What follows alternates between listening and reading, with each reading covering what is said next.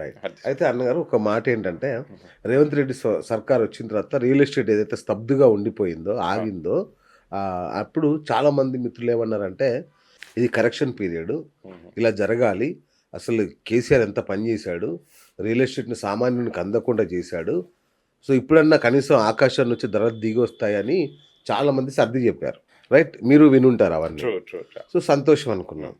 కానీ హ్మ్. వాళ్ళు 100,00,00,000కి అమ్మితే వీళ్ళు 150,00,00,000 నుంచి స్టార్ట్ చేశారు. ఆ! దీన్నేమనాలి? దీన్నెట్లా చూడాలి? అంటే ఇప్పుడు గవర్నమెంటే బిజినెస్ స్టార్ట్ చేసింది రియల్ ఎస్టేట్. ఎగ్జాక్ట్‌లీ. అది గత ప్రభుత్వంలో మొదలైంది. ఈ ప్రభుత్వం కంటిన్యూ చేస్తుంది. ఒక ఓకే. రీజన్ ఏంటంటే గవర్నమెంట్‌కి ఫండ్స్ కావాలి. ఓకే. ప్రాజెక్ట్స్ పెద్ద పెద్ద ప్రాజెక్ట్స్ ప్రపోజ్ చేస్తున్నారు. ఓకే. ఆ ప్రాజెక్ట్స్ కోసము ఫండ్స్ కావాలి. ఆ ఫండ్స్ కావాల్సినప్పుడు గవర్నమెంట్‌కి దొరికేదే ల్యాండ్.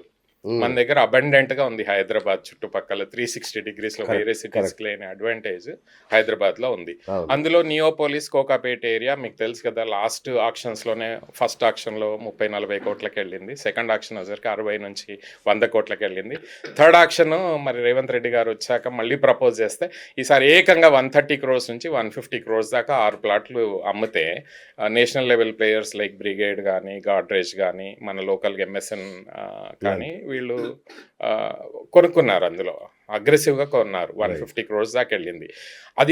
ఇది అంటే డిమాండ్‌ని బట్టి కొన్నారా? లేదు సిటీలో మార్కెట్ ఇంప్రూవ్ చేయాలని కొన్నారా? బిల్డర్స్ వైపు నుంచి చూస్తే అది అర్థం అవ్వట్లేదు. రైట్. అలాగే గవర్నమెంట్ కావాల్సి పుష్ చేసి ఈ బిల్డర్స్‌ని అందరినీ ఆ రేట్‌లో కొనమన్నారా అనేది కూడా బయటికి ఎక్కడా తెలియట్లేదు. కరెక్ట్. బట్ ఫైనల్‌గా మాత్రము కోకాపేట ఏరియాలో 150 క్రోర్స్ అయింది. దాని ఎఫెక్ట్ ఏమైంది? ఆ చుట్టుపక్కల కూడా ల్యాండ్ వాల్యూ అంతే బాగా గదా! పెరిగింది.